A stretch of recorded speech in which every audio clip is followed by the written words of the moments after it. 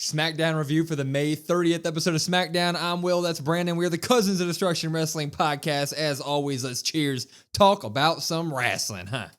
Yeah, Knoxville, Tennessee, home of Bianca Belair. So she would start the show. Yep. And it was nice to see Bianca back. I enjoyed that. It was very nice to see Bianca back. Make sure to like, subscribe, share the podcast, all that good stuff. Let's get into it. As you said, Bianca starts the show. She's in her hometown, Knoxville. They sing Rocky Top, the college song around there, Tennessee. She says this is her safe place. She came here to heal. And right as she came here to heal, Naomi's intro hits. Not much healing there. No. Mom and dad are there in the crowd? Mom and dad are there in the crowd.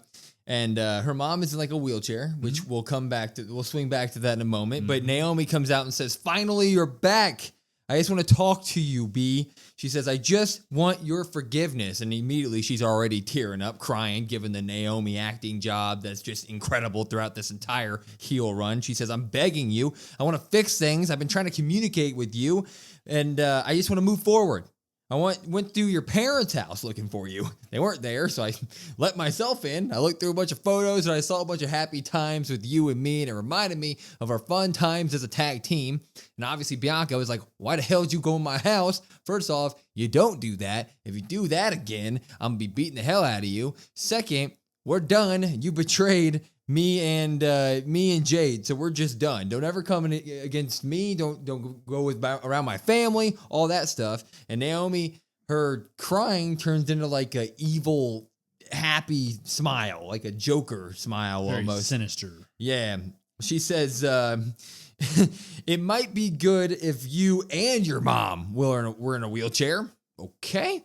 So she's gonna attack Bianca Belair. And then the evil laughs. Yeah, she said it and she like stood by it. She starts laughing, but before things can get physical between the two of them, Jade's music hits. She comes out, she attacks Naomi, throws Naomi out of the ring, and then she gives Bianca a stare down, which was a little something. But before anything more can happen, Nia Jax came out because our first match of the night was Nia, Naomi, and Jade. But this opening promo is pretty dang good. I am going to pop it. One thing to talk about, though, is that stare down that Jade had with Bianca. It almost seems like Jade doesn't trust Bianca. Do we still think Bianca could be involved with the Naomi turn? I still think so. I still think Bianca and Naomi are somehow working together. The uncertainty from Jade there really makes you think they haven't really had any interaction on screen since the whole thing. It's all been Jade, Naomi. Well, Bianca goes and does her thing on Raw. WrestleMania has the match there for the title. She gets injured, so now all of a sudden even more time has passed. So I'm thinking so. I'm thinking they're working together, especially because for me, if somebody says something to me like that about my family, I'm taking offense to it, and I'm not waiting. Like, I'm at least throwing a punch or two. You know what I mean? So I think so. I think it's the slow burn here. I think eventually we'll get that. I think maybe the feud that you get branching off of this ends up being Jada and Bianca. I'm one of those hopeless romantic when it comes to this. Like, I'm just hopelessly forever wanting a Bianca heel turn on the main roster. So I'm going to sit there and go, hell yeah, I think Bianca's working with Naomi just because I personally want to. I don't know how you could weave a story in there, especially like you just said, if you were going to sit there and make a comment about me being in a wheelchair like my mother, like you should attack right away ruthlessly. And Bianca didn't really do it. She didn't really help Jade in the beatdown, which is what you think would happen. So I think they're leaving it a little bit up in the air and leaving it to question. So I don't know how they're going to do it story-wise, but I personally hope so, is what I basically say. Yeah, I mean, real quick before we move on, I'm not going to, I guess, spoiler here. My pick's going to be Naomi, Money in the Bank. So you have her have the Money in the Bank briefcase, and then it comes out that Bianca ended up helping Naomi do it. There's your feud. That'd be nuts. I'd be down. I would like that. Speaking of Money Bank, we had our qualifier match. It was Naomi. It was Jade. It was Nia Jax. And this one was awesome, basically. Naomi started hot. She was doing all this stuff. It basically went Naomi gets offense in. It went Jade gets offense in. It went Nia Jax get offense in. And throughout the match, you did have the equivalent of Nia Jax and Jade. They are two ridiculously big and strong athletes in the ring, and then Naomi was doing her best to stay involved with it. Eventually, though, you would have Nia Jax do like a super Samoan drop to Naomi up the second rope. Jade hits a splash, which breaks up the pin, which was absolutely insane. She goes for the pin on Nia, I think, gets a 1-2 ooh there. Kind of ends up being a pin on like both of them. Yeah, like they both kind of kick out because Nia's head's on Naomi. Then Naomi and Jade end up in the corner on top of the top rope. Nia comes over, does like the superplex power bomb that you do when you're in the corner, right?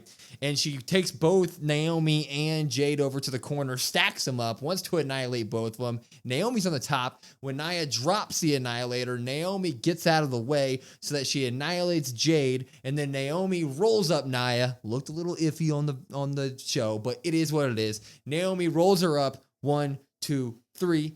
Naomi qualifies for the Money in the Bank. She beats Jade. She beats Nia Jax. After the match, she talks to Tiffany, says, I'm coming for you. Naomi's in the Money in the Bank. I couldn't be happier. We're popping all of this. Yeah, if not now, then when for Naomi? I know Naomi was one of the favorites last year. She continues to be one of the favorites this year, even in a stacked field. The character really calls for something like that, especially tonight. I went to your house, nobody was there, I let myself in. The backstage promo stuff of her just lurking behind people the last like month or so. The proceed with caution stuff, like I want a caution briefcase. I think that's really cool still. I'm gonna vouch for that. It all just kind of makes sense to where Naomi's the one you kind of have to put in there. And Nia taking the pin here obviously doesn't impact the Naomi Jade feud at all. They can kind of just, okay, yeah, well, I pinned Nia. And it was a roll up, so she's still protected there. It was good stuff. Good all the way around. It was a really good start to SmackDown tonight for me. Yeah. If a person like Naomi doesn't make the Money in the Bank match, then like what's the point? Like she's the blueprint for like somebody that has built up so much momentum through a rebuilding of a character that has just been absolutely phenomenal. You get her enough momentum and she's easily the favorite to win this match. She was up against two of the other biggest stars on SmackDown. So how do you have her win that match? A roll-up pin that protects absolutely everybody on there. So nobody looks weak. Naomi should be the favorite going in the Money in the Bank. I see no reason as to why you wouldn't give her the briefcase. So I'm happy they made a decision, put her in there, and now we just got to see whether or not they're going to trust her and give her the briefcase at this point. Yeah. I mean, I would say there's two favorites. I would say, well, I mean, there's three, I guess, technically. There's Rhea, obviously, because it's Rhea. There's Naomi, and there's Alexa Bliss. Yeah, 100%. And Alexa also looked at Tiff and was like, you don't got to worry about Naomi. You got to worry about me. So that's next up there. We got some backstage stuff. R-Truth was Ron Cena was in the back. He was talking to little Jimmy. Little Jimmy's back. Solo, JC, and Fatu are there. And Solo's like, what the hell are you talking to? And JC steps to R-Truth and he's like, you're a big old husky man. And he looks at Solo and he's like, is this your dad? Are you okay if I go beat up on this husky man later? And Solo's like, sure. And at the time, Fatu's also like, by the way, I have a match tonight, and I don't want any of your guys' help. So that was something to look at. We also had Chelsea Green with Nick Aldis. Obviously, she like broke her nose last week, so she's wearing, not only is she wearing a mask, but she has the Secret Service holding up pictures of her face on a stick while she's talking to Nick Aldis. And she obviously wants Zelina to, she wants her suspended for kicking her in the face. She wants her title back, and we set up an Alba Fire versus Zelina Vega match for later in the night. So a bunch of backstage stuff we're going to get through, and we would get that R-Truth match, which was a quick one. JC Mateo came out. He gave him a couple Irish whips, huge Irish whips to the corner. R-Truth went for the 5-knuckle shuffle, got it, but when he went for the AA, could not get him up. JC Mateo just then destroys him, does his finisher, bada boom, bada bing. JC wins the match. But after the match, they do Solo and JC. They start attacking R-Truth even more. Big Jim runs out with a chair, saves the day, scares him away. But Solo Sikoa is sitting there like wanting to talk to Big Jim when JC Mateo comes in and actually attacks him. And then Solo does kind of get in JC Mateo's face, and he's like, dude, he's family. We don't do that to family. So we walk away from there. So at the end of this, it is just kind of a throwaway R-Truth match. Makes JC Mateo look real strong. The Solo Big Jim stuff, maybe something down the line. I'll give this a pop. It's the lightest of pops that I can give, but there was nothing bad about it. Yeah, I'm going to go pop for the positivity sort of thing. Yeah. Not much to write home about here. JC looked strong, as you would think. Our truth was our truth. The interesting thing is the Solo Big Jim stuff. Why did Solo not really care? And I think that really just kind of ties back into the Jacob Fatu stuff. He is very deliberate with his actions. I think he's very careful in the way he does things. I think he's very careful in how they do things, who he decides to attack, who he doesn't. And we'll get to a little bit later. That's why that makes the Jacob Fatu stuff so much more okay, well, you didn't want to attack Big Jim, but now you want to cost me sort of thing. We'll get to that later, though. Yeah. Well, we'll talk about it in a bit. Big Jim stuff does come up again. We have Street Profits now come out, though, and they're talking about how they're part of the best tag team division in the world, which I firmly agree with. SmackDown's tag division is awesome. He says Wyatts are here now, but it does not matter. They'll defend it against whoever, whenever, and that's when Fraxium comes out, and they're like, look, bro, I mean, we had a chance to win last week until the Wyatt showed up, so, it could have gone your way, it could have gone our way, but we deserve to know the finisher, right? We need to do this again, and that's when Motor City Machine Guns came out. They said, wait, you want a rematch because the Street Profits never beat you? Well, they never beat us, so we deserve a rematch. That's when DIY came out, and they were like, no, there's a conspiracy against DIY. We deserve a rematch, and there's such a conspiracy that this is the death of the tag team division, so let's have a moment of silence for the tag team division on SmackDown. Let's count it down. 1, 2, boom. Lights go out. Lights come on. It's the Wyatt Six. They're all around the ring. Bo is sitting on the top rope. Gacy's doing buckshots. The rest of them are just going absolutely crazy. Candice LeRae is there with DIY. She runs away, but Nikki Cross catches her. Wyatt Six takes out everybody here, and it ends with Bo giving a Sister Abigail to Frazier, I want to say. Mm-hmm. And he says, we are here. So, back-to-back weeks, Wyatt Six have destroyed the tag division. Later in the night, they say that they're here to take back what is rightfully theirs or something along the lines there. Are we excited that the Wyatt Six is back? Yeah, I think they said won't stop until we get what's owed, I believe. Yeah, I'm excited. I mean, you can't sit here and tell me they were off TV for so long, right? And you're like, where's the Wyatt Six? Where's the Wyatt Six? Where's the Wyatt Six? Well, now they're putting them on TV back-to-back weeks. So you got to be happy about that. You got to at least enjoy it. Like, hey, where does this go? I don't know. What's the motive? I don't know. But I'm excited to see it at least. At least they're on TV again. A faction that had such a big following in the beginning, such a great debut, and they really just dropped the ball on them. It's nice to see them on TV again. And they're going to have some sort of interaction with the SmackDown tag division. Well, the SmackDown tag division can make you and I look good. So sign me up. I'm all here for it. Yeah, I'm a little bit worried where they're going to fit in tag-wise because, like you say, this is the best tag division on earth, in my opinion. I mean, these guys are athletic as can be. They're crazy to keep up with in the ring. So the Wyatt Six are going to have to prove that they still got it in the ring. Motive-wise, it's going to be hard to build in a story for Wyatt Six there. They're coming for what's rightfully theirs or whatever you said that they just said. But I don't really care about the motive at this point. I'd rather just kind of them be there and be the creepy tag team. I don't really need that much of a motive. So for me, it's more just like, let's get them in tag team matches ASAP. Let's build these guys up. It doesn't have to be Bo right away. So just throw the Wyatt Six in there. Let's get them there on a weekly basis, and then I'll be happy. Let's not lose them again. Yeah, and I think the motive you can kind of play around with. Like, you don't have to come out next week and say the motive. Yeah. I think, if anything, they've showed the Wyatt Six can be kind of mysterious and kind of like, what are they really up to? What does this really lead to, sort of thing. So you can kind of delay the motive and just have them in matches, get them back in, and that's going to be good enough for me. Yeah, let something naturally fit into what their motive is. Eventually, through matches and storytelling, you'll find something there that you can just plug in as the motive. I agree. Speaking of tag team matches, though, we'd move on to a tag team match. It was the Garzas, or who was it? It was which Garza was it? Yeah, it was. There's only two Garzas. You're right, my bad. It was the Garzas versus Rey Fenix and Javon Evans. Mr. Javon Evans from NXT getting a call-up for a day for this match. He's obviously in the Fatal 4-Way match at Worlds Collide with Ethan Page, who was on commentary tonight. And it was good stuff, man. Javon got all the shine in the world, and I'm going to shout him out. Joe Tessitore did a great job tonight. We're kind of critical on Joe Tessitore. He did a great job calling this match. Every time Javon did anything, Joe Tessitore made it seem like Javon Evans just won the championship at WrestleMania. Yeah, Joe had a great night tonight. He did. I know sometimes we're critical, but Joe had a good night tonight. Yeah, he did an absolutely good thing. But obviously, the Garzas are great in the ring. Ray Phoenix is phenomenal in the ring. Javon Evans is great in the ring. So I encourage you guys to go watch the whole match because I'm not going to do it justice reading it line by line correctly. But eventually, Javon Evans would hit like a top rope swanton outside the ring to everybody, and he'd get up, and that's when Ego at commentary got in his face. When he got in his face, I think Javon pushed him, and then when the Garzas got back in the ring, the ref checked on him. Yeah, he knocked his glasses off. You're right. He knocked his glasses right off. And when the Garzas got back in the ring, the ref did the thing where he checks on them, and that gave Ego a moment to take everybody out, and he threw Ray Phoenix over the top or over the announce table and all this good stuff. Eventually, Javon would pop up to the top rope in the ring.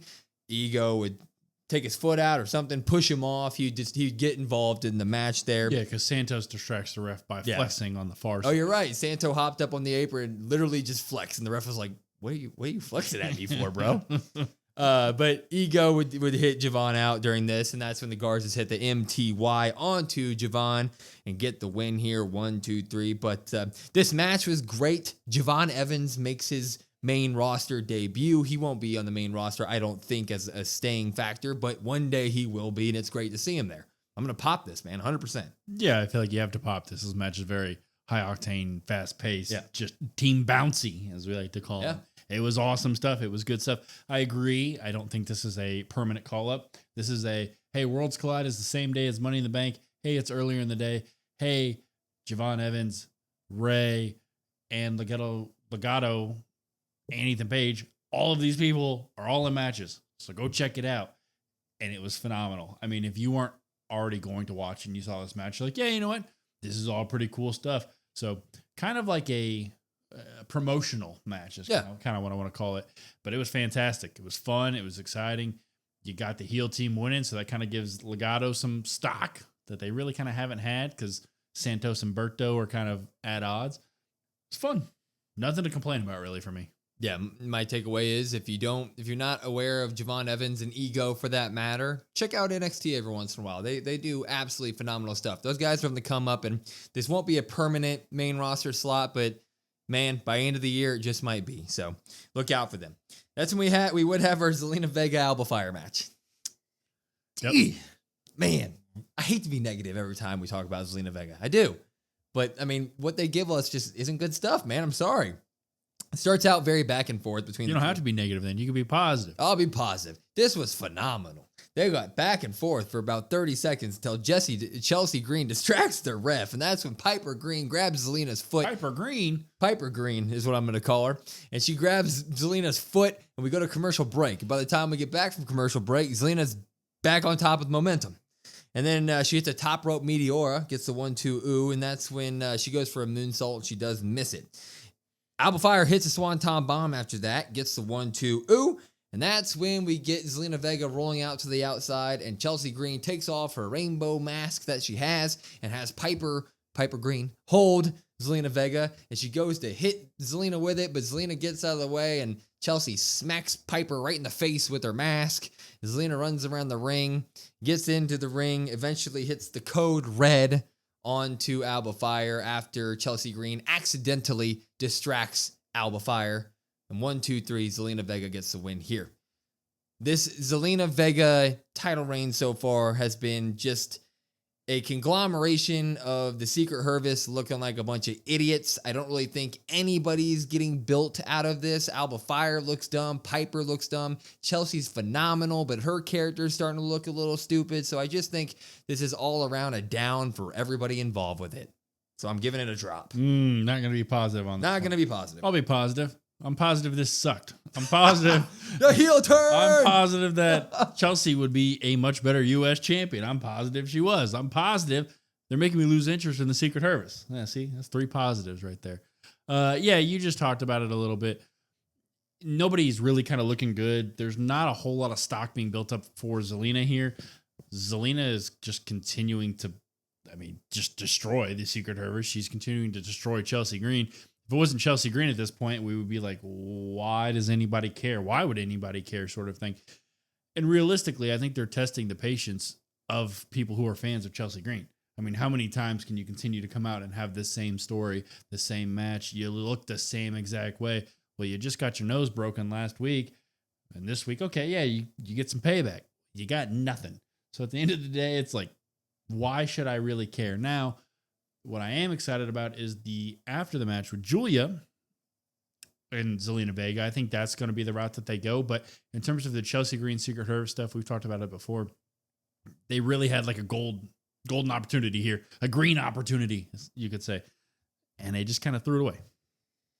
You know, I'm a Chelsea fan, but I understand what Chelsea Green is trying to do with their WWE career. I get it. She doesn't care about wins and losses. She just wants to make everything that she does entertaining, and she does that 100%. What I don't really like about this, though, is that you're making people like Piper and Alba look horrible, in my opinion. Like, when Alba joined the Secret Service, I was very excited. I was like, okay, they make her look serious. This looks like they're going to be a real faction, a women's faction on SmackDown, kind of led by an idiot-ish character. But, you know, they're going to be, Piper and Alba are going to be, you know, a ferocious team, right?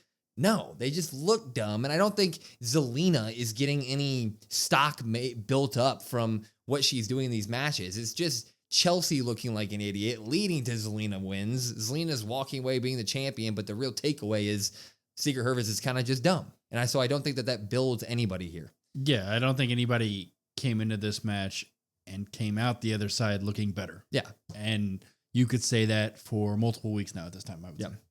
You mentioned it. Julia had a vignette, and she said, I have one goal. It's not to be the best like all these people say. She wants to be indisputable.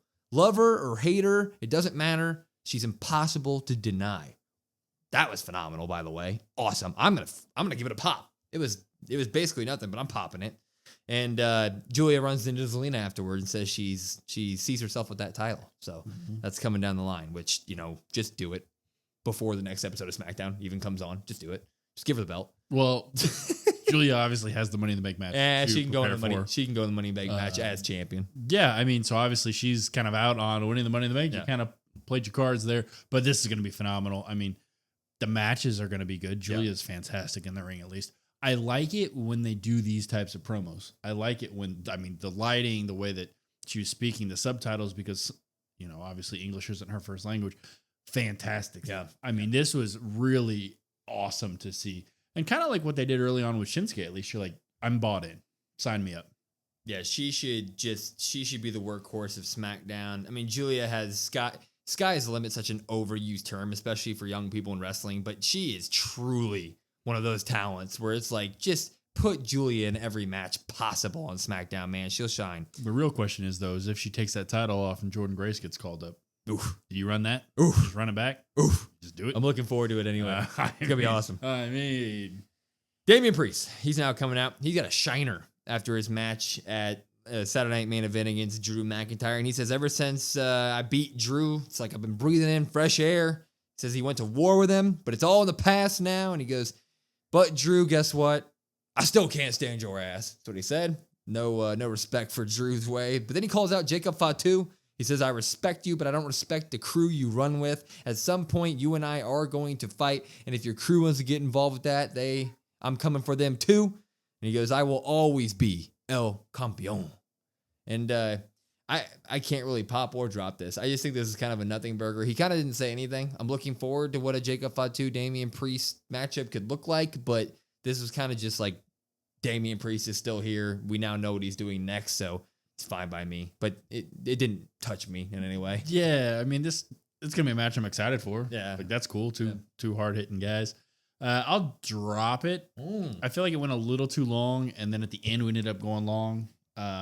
There was just a part of the night here where, and this kind of maybe kicked it off a little bit for me, where I was like, oh, and maybe it's just the time of SmackDown. I was like, that's the wall. Like, I'm hitting the wall now. Yeah. And I hit the wall during the promo. And that's not to say it wasn't good or bad. Like you said, there was nothing really to kind of take away here. But I found myself hitting the wall, like, right here. I agree. Yeah, you're right.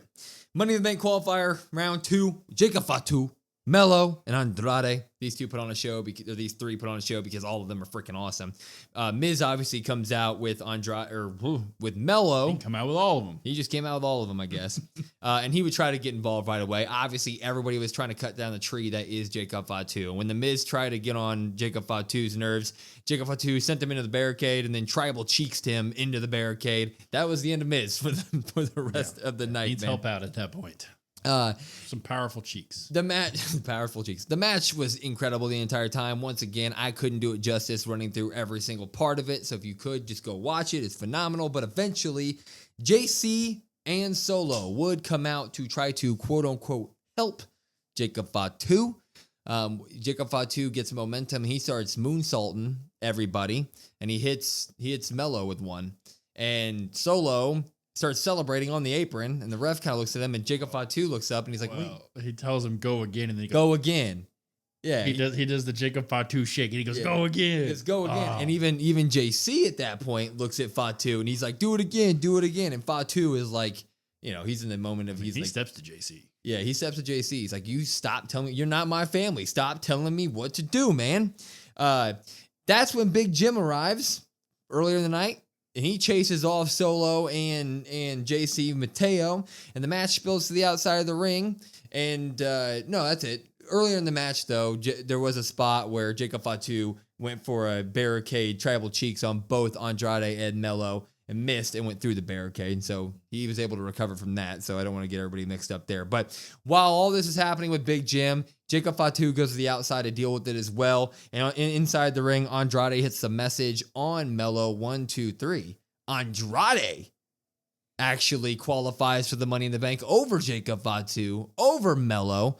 I'm excited for Andrade, but in all honesty here, I would have liked to see Mello. But overall, match was great. I'm popping it.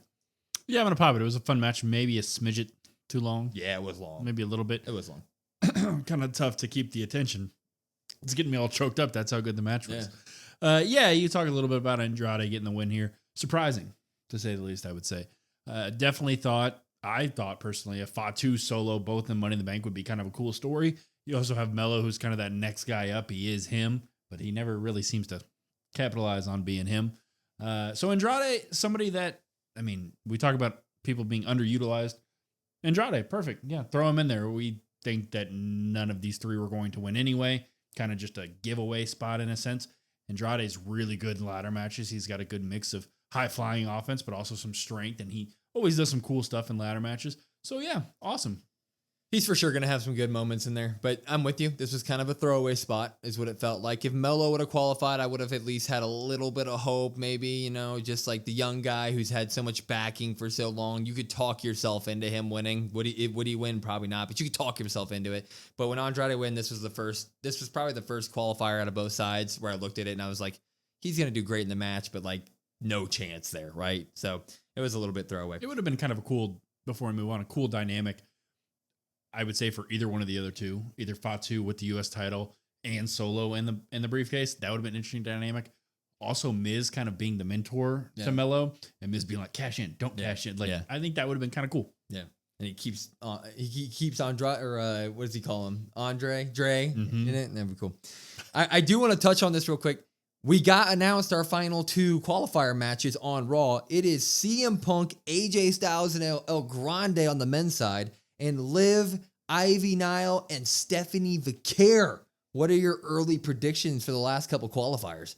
Yeah, that women's match is going to be phenomenal. Yeah. Liv, Steph, Ivy, all fantastic. Can't wait to see who wins that. I'm going to lean more towards the Liv side of things, as it's rumored that they want to run Steph and EO, and Steph has a match earlier in that day. But match is going to be phenomenal. Sign me up.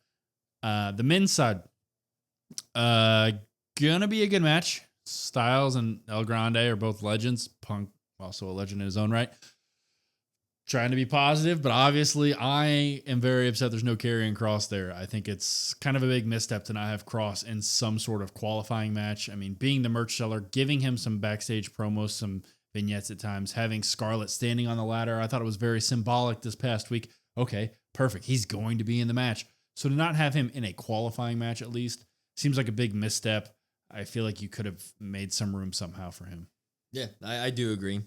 The Liv Steph back and forth is going to be phenomenal. I think Stephanie Vaquer is absolutely incredible, but she has a match on Worlds Collide that day. So I think that ultimately is going to lead to a Liv Morgan win in the qualifier. And then my pick through and through, CM Punk. People said it wasn't going to be possible when I started saying that, but CM Punk is going to qualify for this. And I think that he may go into Money in the Bank being the favorite, either him or Seth. But Monday Night Raw is going to be a lot of fun because those two matches are going to be phenomenal. And Steph on the main roster, hell yeah. Let's move on to the reason we came here, man.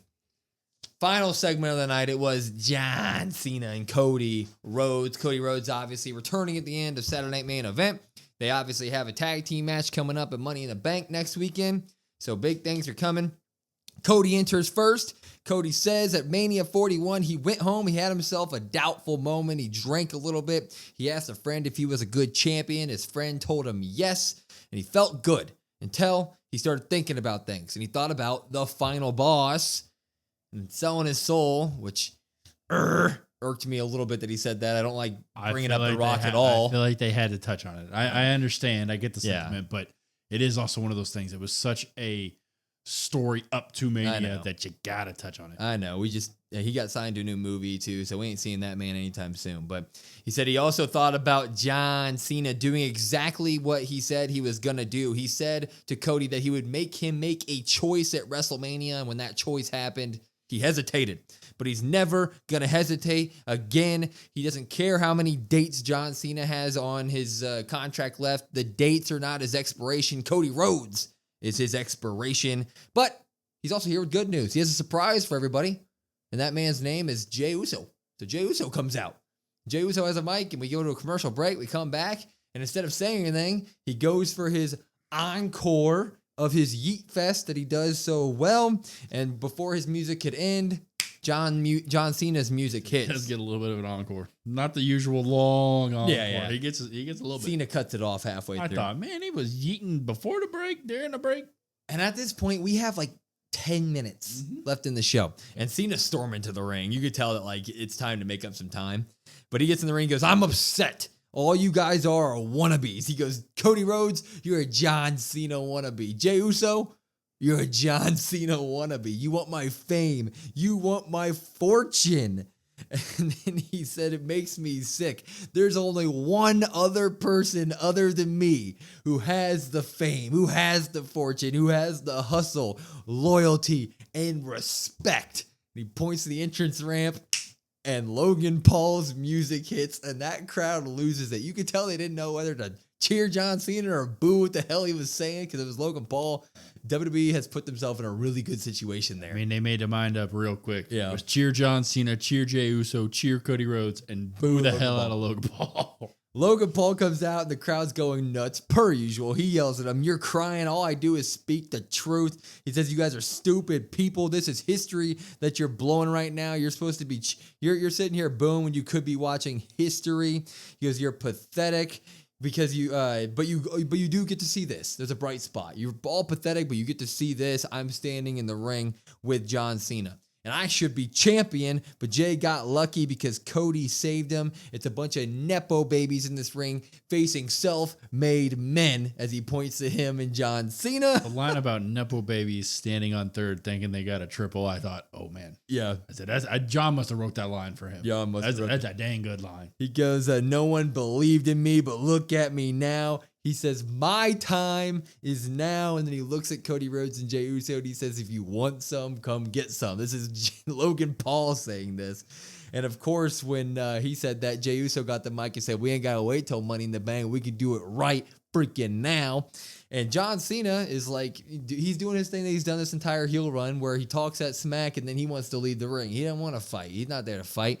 But when he leaves, Logan gives him a little bit of a stopping. He like hits him in the chest and is like, whoa, bro, let's go beat up on him. And that leads to Cody. Cody had one of the lines of the night. He says, hey, why are you guys worried? You want to take John to the back and polish his peacemaker? Zing, Cody. Got him with that one. That was a zing. That was a damn good line. And Logan charges. Logan gets thrown out of the ring, which leaves Cena alone in there. Cena eats a super kick into a disaster kick. Then Logan tries to hit a buckshot lariat, but Jay hooks his arms as as Cody hits a Cody cutter or maybe a disaster kick, one of the two. Either way, Cody and Jay staying tall. I hit the Cody. Huh? The Cody. The Cody. Mm-hmm. The 1D with the Cody. Oh, you're right. You're right. The Cody cutter. Yeah. Okay, that's fair. Joe Testorin tonight saying, Cody. Yeah. Anyway, the night ends with Cody and Jay Uso standing tall. But I want to say one thing, man. With the titles. They both held the titles, yeah. Mm-hmm. But I want to say one thing, man. WWE has made the right decision pairing up John Cena and Logan Paul. And this SmackDown proved it, man, because the crowd didn't know what to do. When John Cena was sitting there saying that Logan Paul is the only one who deserves to be here and has hustle, loyalty, and respect, that crowd, for the first time since Cena turned heel, was sitting there like, wait. No, you can't say that, John. We don't like that. I'm going to boo you. And that is exactly the point of this tag team. And when Logan came out and started talking, I couldn't help but sit there and be like, man, this is working for me. This is a great tag team. Popping all this. Yeah, you have to. I mean, we talked a little bit about it. Even at the beginning when John Cena comes out tonight, the dueling chants again. And that's something we talked about for a while. Like, they're going to struggle with that because there are people that are like, dang it, John. But there are people that are like, yeah, this is the last time seeing John Cena. I'm going to cheer John Cena. I mean, what better way to cement the heel status? What better way to get people to boo him than to pair him with Logan Paul? I mean, that's just smart by WWE, absolutely. And then you go against the two most over guys on the other side as well. So it's such a good, like, I understand people are upset, right? There's no Jay defending. There's no Cena defending at Money in the Bank. I get that. But in terms of two polar opposites, in terms of like the over-the-top kissing babies, baby faces, and the I just hate you heels, it's a perfect pairing.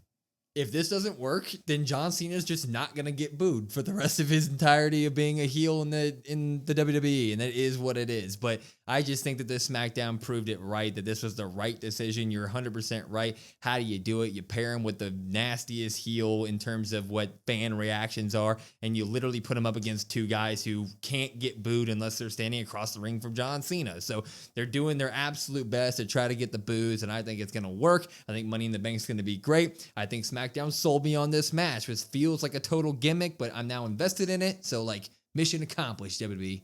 Yeah, exactly. And I mean, obviously, I think they already have a lot of this planned out, right, with the heel stuff and Cena's rest of the year. But who knows? There might even be some pivots based off of this. Like, hey, if we can't get you to get booed here, if we can't go all in here and the crowd's not going to turn on you, then what do you want us to do? So they might handle things a little bit differently. I'm not saying he's going to come out the next week and he's going to be a face, but there might be some more, thoughts creeping in of, is this the right decision? Kind of like we talked about before, sort of thing. It is also interesting, the inexperience of Logan Paul versus the experience of John Cena tonight really showed itself about, hey, like, we don't have to fight these guys. Well, let's fight these guys. Yep. And then it turns up backfiring on them. So maybe that comes into play as well. So just overall, like, it was a shorter segment. It wasn't 5 minutes, but they did enough here for me. I didn't get a lot of substance. There was a lot of entrances. There was a lot of Cody entrances, Jay, John, Logan. You didn't get a lot of substance, but what you got was good substance. Yeah, that little push, that little stop that Logan had, that's 100% how they're going to lose at Money in the Bank, right? There's going to be a disconnect of just, like you said, experience between the two of them. Cena may even hit Logan or something. I don't know, but that's going to come into play. So it was a nice little adding into the story there. But overall, SmackDown was decent this week. We're overly positive about it. So we get 15 pops to 30 drops. I don't think it was that good of an episode, but God forbid, we're positive about this wrestling thing that we watch a lot of. So anyway, thank you all for stopping by our live stream today on youtube.com/@CODWrestlePod. We do Raw, SmackDown, and PLEs, including Money in the Bank next weekend. So please show up for that. And then for everything else, @CODWrestlePod, we have a link tree in our bio. It's got all of our socials in it, all of our content. Please follow, share, like, subscribe, all that stuff, because we're confident that you're going to love this type of wrestling channel. I'm Will. That's Brandon. We're the Cousins of Destruction Wrestling Podcast. We will see you next time.